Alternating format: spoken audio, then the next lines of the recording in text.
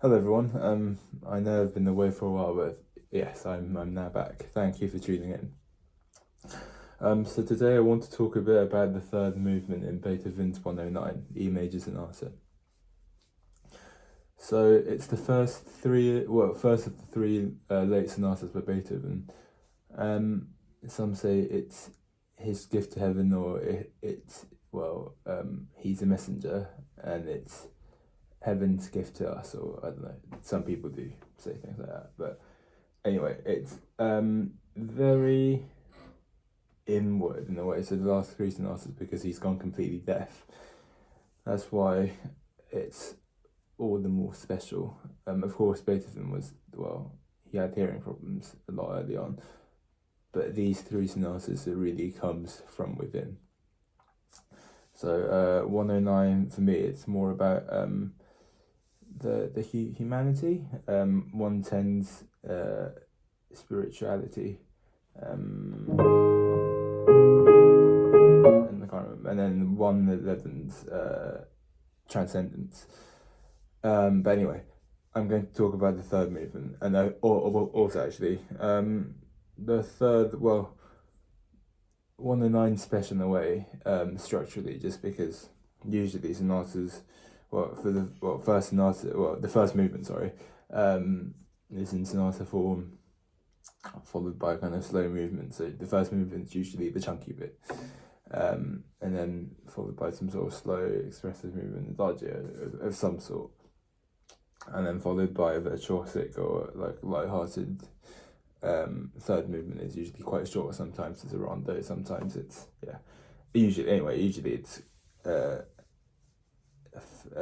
fast or virtuosic. So that's the idea. But in this piece, because Beethoven was such a good improviser, he wrote a set of 6 variations in the theme, and this sonata, and it's kind of the heart and soul of the piece. So I'll have a go.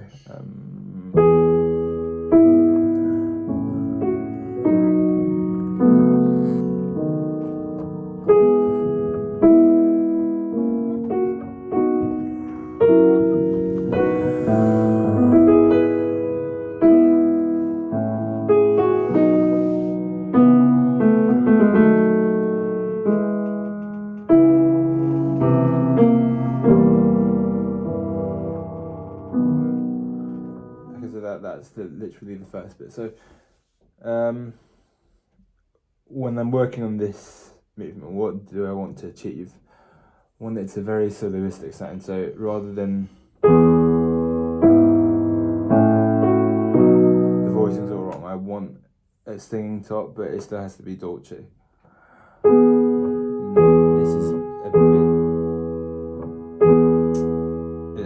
it's a bit timid in some ways, so it doesn't sing. I want with enough support from the bass and that kind of singing side. Right, so this has to be supported. It has to have enough attack. I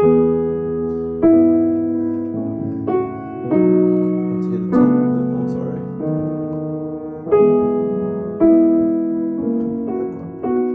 But that's the first idea, so getting the voicing right. Sometimes that's way too much.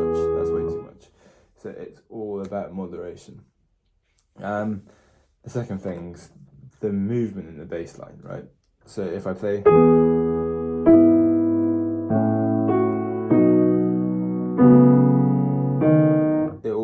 it's kind of sitting on itself, if you know what I mean. So it's a bit too vertical. I want a longer line, so let's try this.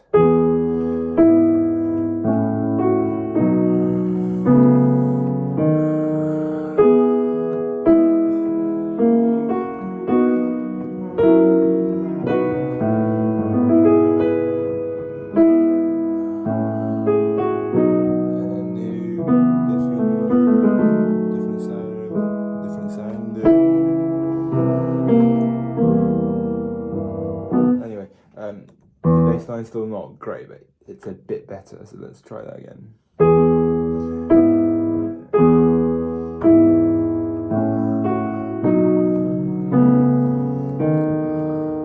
The a bit of an accent on the E sharp, but anyway, you get the idea. So it has to sweep a bit more. And then about phrasing, so the teachers told me it's a bit like a saraband, so it goes to the second beat. So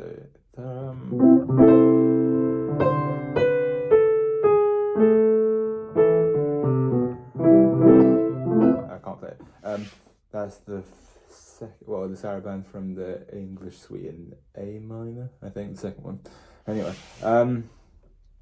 so the idea is, because in this piece, a lot of the time, the second beat is usually a longer note, and because piano notes always decay, you can't really get it louder once you've hit it, because it's somewhat a percussion instrument, so some teachers told me to go to the second beat, but if I did...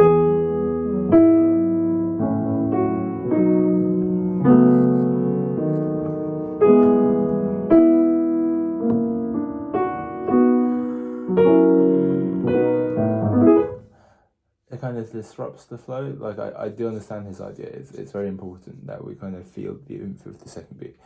But it's all about moderation. And then I've been struggling with this. So there's no right or wrong. I'm just kind of explaining my musical thoughts. So it could be, it's a 2-bar phrase followed by a 2-bar phrase. So it will sound like this. Sorry.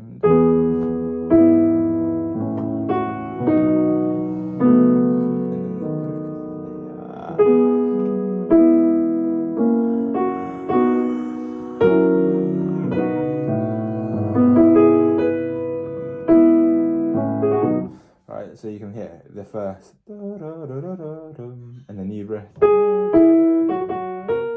question and answer or whatever. The second one is to go all the way to,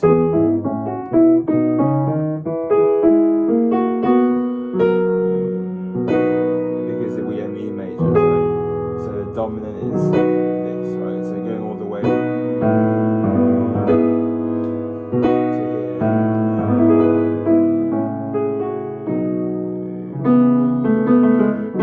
The diminished chord is also very important. So do we go to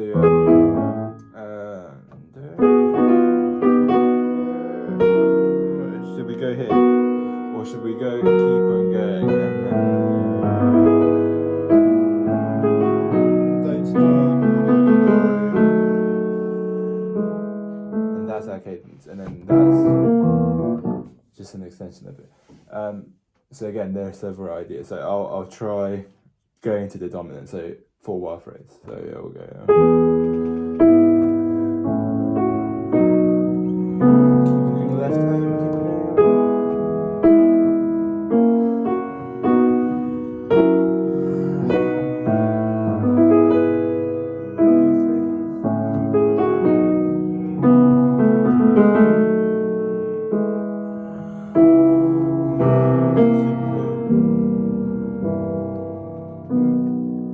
So that's the first idea.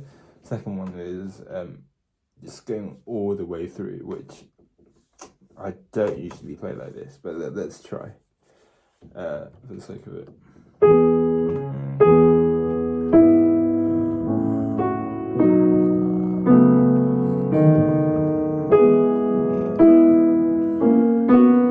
Sorry, oh my god.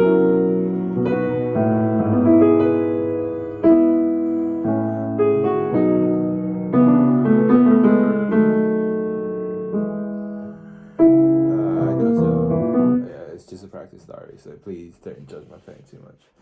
It'll be very helpful if you leave comments on how I can improve and what you think about this music, and let me know what your experiences are with this sonata in particular, or any kind of Beethoven or any sort of piano playing really.